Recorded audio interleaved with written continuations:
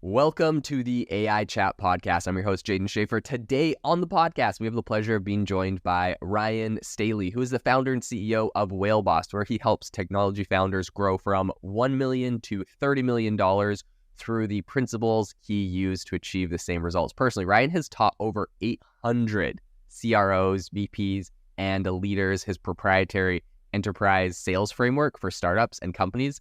Like Google, Amazon Web Services, Stripe, Salesforce, Uber, etc., a bunch of others. Ryan uses AI tools in everything he does, so I'm super excited to have him on the show today. Welcome to the show today, Ryan. Thanks for having me on, man. I'm pumped. I love talking to a fellow AI enthusiast, if you will, if that's even a name, and looking forward to the episode, man. Yeah, super excited to have you on. What I'd love to kind of kick this off with is tell us a little bit about your background, what brought you to doing what you're doing today.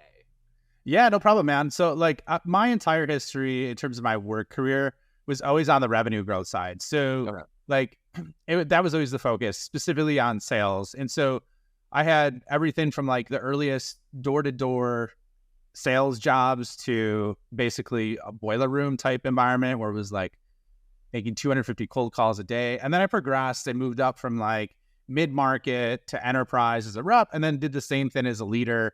Also had a couple exits. And effectively, one of the cool things I was able to do is help a company start a division from scratch with no resources, no marketing, no SDRs, and grow from 0 to 30 million in ARR in 5.5 years.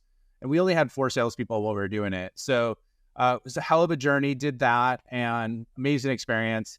And then what happened about 3 years ago, I left and started helping companies implement those principles into their business, right? So I spent my entire career like digging a deep well in terms of understanding that. And so that's when I effectively was an instructor at CRO school, which is Chief Revenue Officer school, help folks do that. And then more specifically over the last, I would say, this kind of hit me. So I have a podcast as well called The Scale Up Show. And so I interview tech founders all the time on my show. And one of the things that happened was I had Chris Savage from Wistia. Do you know Chris at all? Yeah, I know Wistia. Okay. So anyways, they're about 50 million now, and they're basically like a video company, video software effectively, right? For security and things like that, competitor to Vimeo. And so one of the things that he mentioned to me is like, hey, Ryan, he's like, have you heard of Dolly at all? And I'm like, no, I haven't. And this was in, I think, October, November of 22. Okay. So right before ChatGPT got released. So the timeline's a little bit, I think ChatGPT was released in October, late October, early November. Anyways, so I checked it out with my daughter that weekend, and we're like, oh, this is really cool. My son, and we were playing with it, but you could tell it still kind of wasn't there, right? Stuff, and it kind of sucked, right? Have you ever wanted to start your own podcast? I record and publish podcasts on a platform called Spotify for Podcasters, and I absolutely love it. Essentially, you can upload from your phone or computer, and it distributes to every platform that plays podcasts. They support video podcasts, and you can make money on the platform with ads or even podcast subscriptions, something that has made my life so much easier as a podcaster. So if you're interested, I highly recommend you give it a try. You can download the Spotify for Podcast app, or go to spotify.com/podcasters to get started on your podcast today. This episode is brought to you by Shopify. That's the sound of switching your business to Shopify, the global commerce platform that supercharges your selling. Harness the best converting checkout and same intuitive features, trusted apps, and powerful analytics used by the world's leading brands. Stop leaving sales on the table. Discover why millions trust Shopify to build, grow, and run their business. Sign up today for your $1 per month trial period at shopify.com/tech23. So what happened was that tipped me off, and then ChatGPT got released. I started using it, and I'm like, all right, here's going to be the ultimate test, because there's like all this hype and everything about what it is and what it's capable of. And so like, I'm going to test it on something that I know to be true from like decades of experience, right? Like 10,000 hours of experience specifically selling to C-level executives. And so I asked it some very specific questions. I asked it one question, not specific questions, one question. And it got like 95% of the way there. Like, what was the question? This is a cliffhanger. Yeah, well, it was basically what I was trying to do is walk and crawl around inside the head of people that I sold to, right? Which takes a lot of wisdom and experience to really understand. Like, so I asked them, I'm like, all right, identify, and this might be not exactly, but it works. So it's like, all right, act like you're the let's say, CFO of a $30 million company, how, what KPIs what are the top 5 KPIs you're evaluated on, right? And then basically, and I also incorporated like that it was a privately held company and it was in the tech vertical, right? So I gave it a lot of context, which I think was ahead of its time at that point. And so it gave very specific answers that I knew to be true just based on my experience. And then I followed it up and I did a whole chain on it where I was like, all right, now tell me the top 5 biggest challenges you have in hitting those, right? And then last but not least, it said, how does that emotionally affect you? And give me examples of how that emotionally affects you when you have those challenges. And I'm like, check, check, check. So that's what kind of got me going down the AI path. I've been obsessed with it ever since because I'm like, this is going to change everything. It scared the shit out of me, but also excited me at the same time. So I'm like, I could either lean out or lean in. And so I went all in and have just incorporated into everything I do, and it's been awesome. That is amazing. And what a crazy way to kind of jump full tilt into all of this. So what I'd love to ask you, because I've got a bunch of questions around what you're using AI for and what you're doing, but like just for those listening, like give us, and I know you kind of told a little bit about it with your story, but like give us a rough overview of what WhaleBoss does. Right. And like what problems that's solving for customers and that, all of that. Yeah, no problem. So I could do that really quickly because I hate it when people give like 10-minute long explanations of their company or whatever. So here's what I would say. There's really like kind of 2 core elements that I do. Is one, I consult companies on implementing like how to effectively grow and implement systems to grow, specifically for mid-market plus. So that could be through pipeline, creating enough pipeline, enough customer opportunities. That could be through referral-led growth or creating a continuous expansion engine, right? So that's on the consulting side. And what's kind of happened is because I've been really focused on the AI component, a lot of companies are asking me to help them implement AI into their business, right? Specifically for the revenue growth function. So I've started to do that as well. And it's funny, man. I even got asked by a tech company. I'm not going to say who it is, but they're hundreds of millions of dollars in revenue. They're supposed to be an AI sales tech company, and they're asking me for help on how to implement this with their people. So that's what's interesting. Like that's how fast this is happening. And then the other side of it, which I just created recently, is like I see this as like I think there's gonna be really big winners and losers in this, right? Like I don't think everybody's gonna win, and like I think many people are gonna get blindsided and hit by like a truck or a train. Because they're so like, I mean, for example, there's a president of a $350 million division that never heard of ChatGPT. And this was like a couple months ago, right? Cool. So that's at the executive level. And now granted, in the tech space, everybody's very familiar with it. Your audience is very familiar with it, right? So what I did is I created what's called the Sales AI Accelerator. And so effectively what it is for the sales professional, sales community, anybody integrated in sales, how could they effectively implement this within, I mean, I structured it so they could become a master at it in only a couple hours, and then just do some monthly maintenance and be ahead of 99% while doing it 95% faster. So that's what I'm doing for the community, because I feel like a lot of people are going to get blindsided, and there's also massive opportunities on the other side. So I don't want people to get fired. I want people to jump ahead and have that opportunity. So I'm doing that for basically effectively sales professionals, and then I'm now going to start providing it for sales leadership and executive leadership, entrepreneurs as well. Super, super cool. I love that. I think that's so needed. Something I'd love to ask you about is, like how are you currently leveraging ChatGPT and AI to like help in some of those SaaS sales and kind of marketing growth functions? Like what are some of the use cases that you're seeing really successful? Yeah. So I think I use it in everything I do. Right? Like, because I look at it as like there's really 5 components that people can leverage it for. And you use the acronym TEAMS, right? Just remember TEAMS. So time, execution, acumen, money, and skills. Those are the kind of like the big 5 that I see. Okay. So personally, I'll do it, and I have it integrated. I would say I'm an AI first company. I have it everything from, content creation to strategy, to sales motions, to, there's so many different use cases that basically you could integrate in anything you do, graphics. And so those are the areas that I think that I core focus on for what I do. You know what I mean? It all kind of depends on the company, but there's many different use cases depending on where you're at and what space you're in. And then what I would say is like, I don't just leverage ChatGPT. I believe in a device, or I should say a language agnostic model, which most people don't really talk about. So effectively what I've done is I've set up my own internal prompt library that I have, right?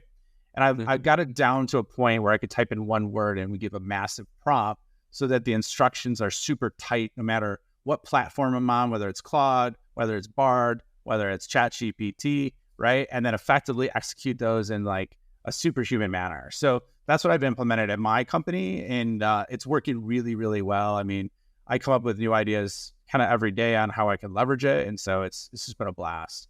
So how about you, man? What do you use it for in your business? Yeah, well, I mean, so my main thing right now is I have a startup called AI Box, and essentially it's a no-code AI app builder and marketplace.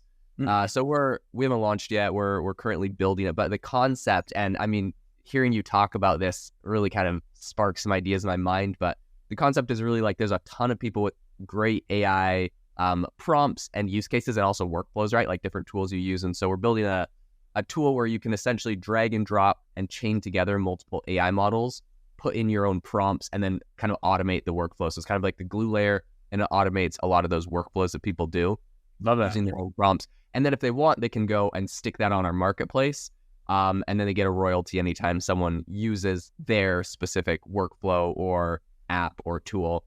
So that's kind of what we're building. But yeah, I mean, hearing you talk about those prompts that you've developed and how you put them on different models and stuff, I see that as being, so that's the way to go. So that's really cool. I'm curious, what are you currently using? You said you have like some sort of internal thing where you type in a keyword and it drops out the whole prompt. What are you using to like store your prompts or kind of do that process? Yeah, right now, so I partnered with a company called TextBlaze. So basically it's that's who I leverage for that. I met the founder, Dan, real nice guy, former Google person, Google employee, I should say. I think he was in product over there. So really great tool to leverage that. There's other things that I think with the release of assistants that ChatGPT just released as well. I was literally using it the night it was released. And so looking into those and trying to understand those, that's going to be a whole different dynamic that's created for this entire space, in my opinion, for things like that as well, right? So excited to see what's happening there and keep kind of chipping away at it. Yeah, totally. Okay, something I'd like to ask you about is, so I know you like kind of work in this whole growth function, helping companies grow and pulling in AI tools. What do you think is some of the lowest hanging fruit, something that people are not doing right now, but they should be? Yeah. So here's what I would say. I mean, that's a great question too. And it all depends on the role, right? So the most common thing that I hear are people are like, oh yeah, I've played with it, right? Like, which is like, I mean, do you hear that all the time? That's like the most common when you ask people like, oh, how are you using AI? And they're like, oh, I've played with it a little bit, right? Yeah. Is that what you hear as well? Like kind of the same? Oh yeah, for sure. When I hear I played with it, I'm like, no, like you got it to write you like a poem or like a birthday card, but you didn't realize it can write your entire like work summary. It can summarize anything you need. It can like do your work for you. This episode is brought to you by Klaviyo, the platform that powers smarter digital relationships. With Klaviyo, you can activate all your customer data in real time, connect seamlessly with your customers across all channels, guide your marketing strategy with AI-powered insights, recommendations, and automated assistance. Deliver experiences that feel individually designed at scale and grow your business faster. Power smarter digital relationships with Klaviyo. Learn more at klaviyo.com/Spotify. That's KLAVIYO.com/Spotify. Yeah. So here's what I would say, and I'll give you a quick example because most people don't know what's possible. So that's why they don't use it. So I'll give like an example of what used to take 8 hours to do that I did in 20 minutes. And then I'll give you like a tactical example of someone who's in that situation, like could start leveling up like instantly. Yeah, cool. Right? So they have something tactical to take away from the episode. So I think, so one of the things I did is like, I was a former sales leader. So I'm like, all right, how can I create an entire sales org and as fast as possible? And it was funny because I was on my way, went to Turks and Caicos this year, which was awesome. Beautiful place. And I was on the plane. I had some time to kill and I had internet access. I'm like, screw it. Like, I have like 20 minutes before I land. Let me see if I could make this happen. So I'm like, let me just see if I can create a sales org, right? Before I land, right? So I did that and I'm like, all right, I gave it instructions in terms of like what the outcome I wanted was in terms of revenue, number of reps, as well as the goal, right? And so I gave it that prompt and I'm like, build, basically a structure of KPIs of what I would need to do to hit that, right? So that was like level one. Then I said, okay, cool. I had to refine it a little bit. Then I said, all right, give me, as a next step, give me basically a comp plan for that team that would motivate them. And I want, 80% of my team to hit quota, 20%, to be chasing, right? And so it built a comp plan. Then I said, okay, build a management operating system, right? So like how to manage them on a weekly, monthly, quarterly basis, build that. Give me a tech stack and then give me a job description. So it did all that in like less than 20 minutes, right? So that's what's possible, at least from a leadership perspective.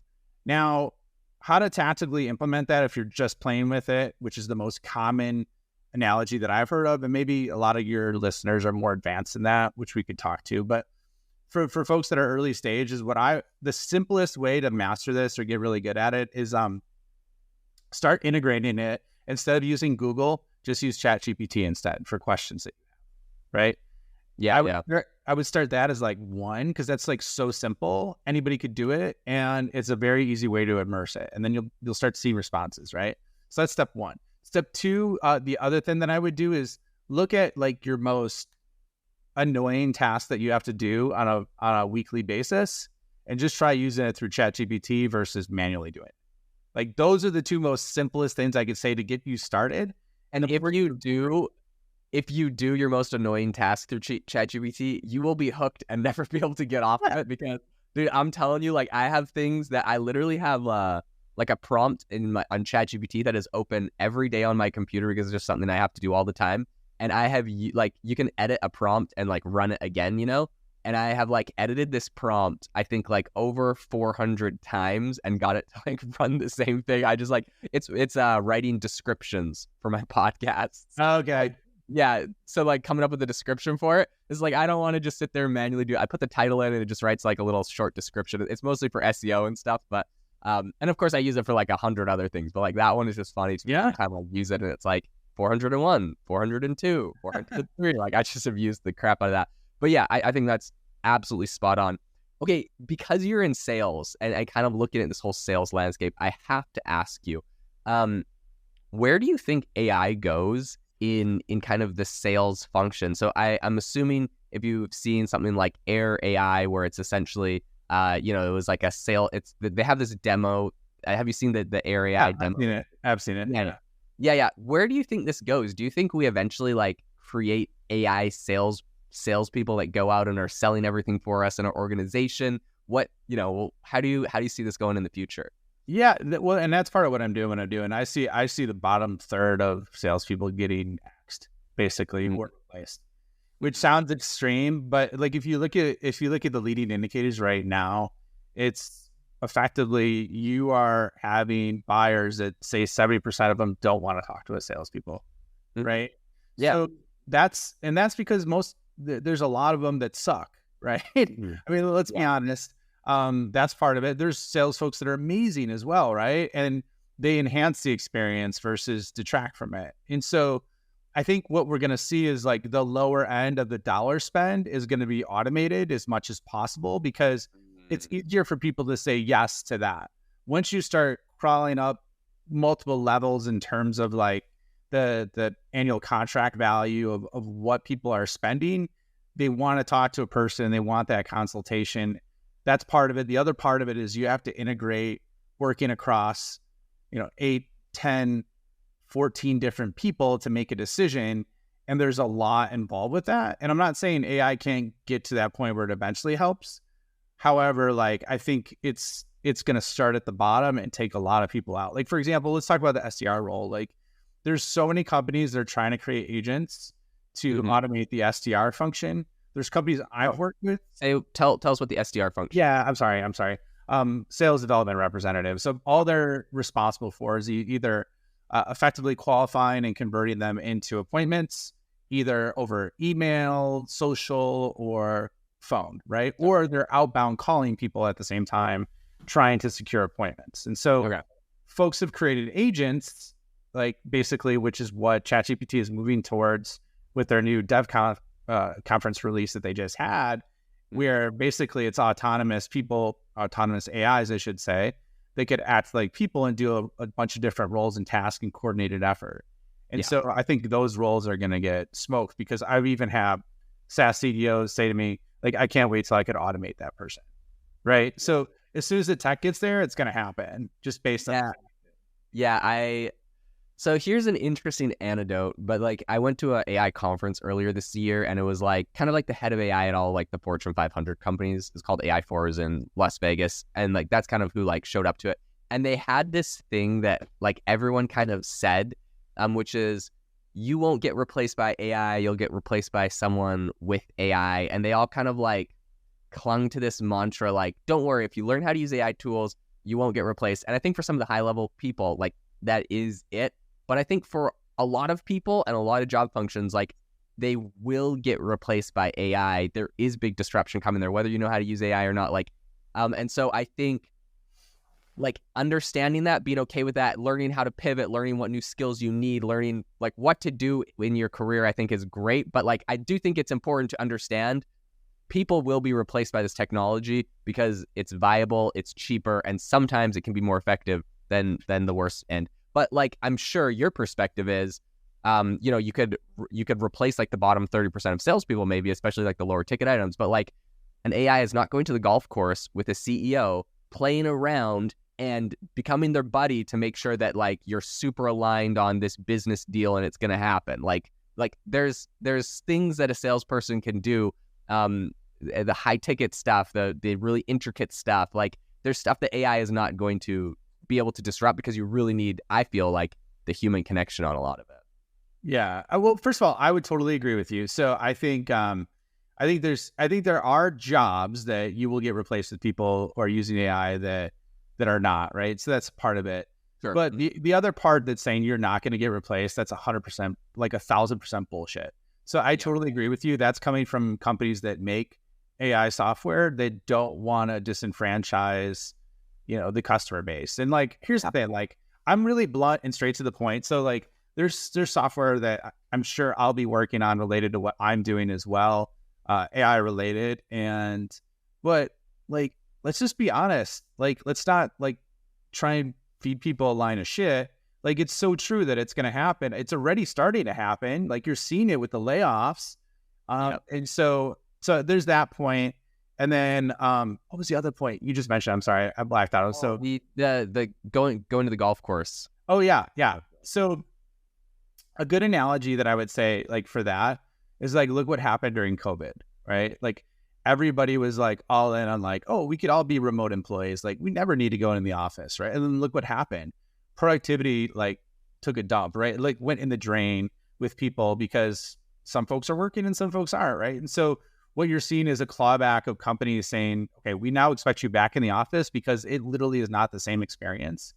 And there's pluses and minuses to both roles, right? I don't think anybody should have to be in the office every single day of the week. I think that's terrible. However, there is so much more, and they've even done studies that neurologically, with like your neural pathways, light up way more when you're in person with someone versus over Zoom, right? So I look at AI kind of being the same way. People are going to try and automate the hell out of everything that they can and leverage it. There's going to be, it's going to work to an extent, and then there's going to be some pullback of people like wanting that inhuman connection and touch, like what you're talking about. So I just came up with a theory while you were saying this, and that is that we're going to try to automate everything like crazy, and we're going to create these AI systems. But when you automate and you create an AI system that automates like a whole job or like function, you have one person and you have their vision. Well, they build out that automation and then it goes and it does their vision. But what it isn't doing is constantly like giving itself feedback and learning. It's just like following the vision, which is what the person wanted. But I think maybe that is some of the value to like a human doing something. Is it's like, I mean, of course, you can have a human that does the exact same thing. They get the vision from their boss. They just like do it and they don't ask questions. But if you have the companies that will win are the companies that, even if they have automation tools in place, they have a person that's constantly reevaluating the outputs and the sales calls and whatever, and constantly improving. But they have a person with their brain, or maybe like some sort of AI can have this function as well, but there needs to be an element of like constant reevaluation and improving. And I think that might be the trap that people will fall into, that are like, automate everything. They're going to have one person's vision to go automate it, but it's not going to continuously improve. So the next guy could just see what they're doing and be like, okay, here's 5 ways to make it better. And now he's the winner because his product or sales team or whatever will be better. Yeah. At the element, we're all humans, right? And by human nature, like I've seen this with my team, like just verbally talking and showing appreciation from person to person just does wonders, right? Which is totally outside of it. So I think amazing things are on the horizon, but yeah, there's at the same time, there's the other side of it, right? Where we got to remember to be real people with each other and still connect in that way. So totally. Hey, Ryan, as we're wrapping up the show today, I would love to ask you for one piece of advice you feel like you could give to people that are salespeople or anyone that are looking at integrating AI into their workflows, into what they're doing, or leaders at organizations, like people looking at and using these AI tools. What's a piece of advice you feel like you could give them? Yeah. So one of the most well-respected AI researchers named Yoshio Bengio, who basically was floored because what's called the Turing test, where it basically checks to see if you could tell it's a human being that's on the other side of it versus an AI. It was passed way earlier than he anticipated, right? Way faster. He was one of the people that was all about the pause, right? Starting the 6-month pause so we can kind of catch up with it regulatory wise and do that. And the reason why I'm sharing that story is because he's been involved in the AI world, I think, for 20 years. And he was scared with how fast this is progressing. Even Satya over at Microsoft basically effectively said we had 8 years of innovation in 4 months. Okay. Mm-hmm. So there's 2 outcomes of that. One, there's going to be massive disruption. And 2, there's going to be massive opportunity. And so what I would do is shake anybody that's listening, if you haven't fully tried to integrate this into everything that you do at work, is like, obviously there's no better time to start than 5 months ago or 10 months ago, but like start today. And like I said, I would if we're talking sales, just think of like, either there's 2 kind of ways you could think of it.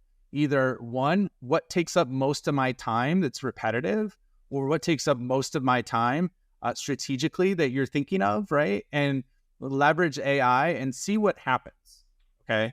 Because either you're going to save a ton of time or you're going to exponentially increase your thought pattern, right?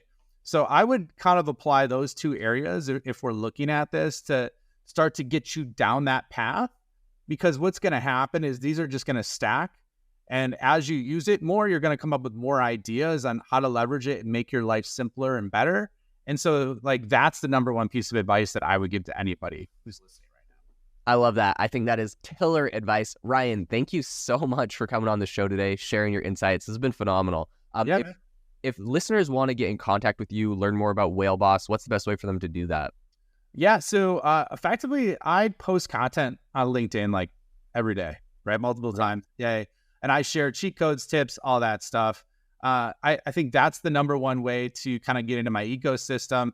At the same time, you could sign up there for my Sales AI Accelerator and check that out, where I basically give 9 free cheat codes, tips, and tools on how to implement all this stuff that took me 9 months to learn and figure out. So those are the 2 best ways. Maybe we can include it in the show notes so people could check it out. But those are the best ways, man. So thanks for having me on. Yeah, it's been phenomenal. To the listener, in the show notes, I'll leave a link to his LinkedIn. You can go follow him and figure out everything that he is currently working on. To the listener, thank you so much for tuning in to the AI Chat podcast. Make sure to rate us wherever you get your podcasts, and have a wonderful rest of your day.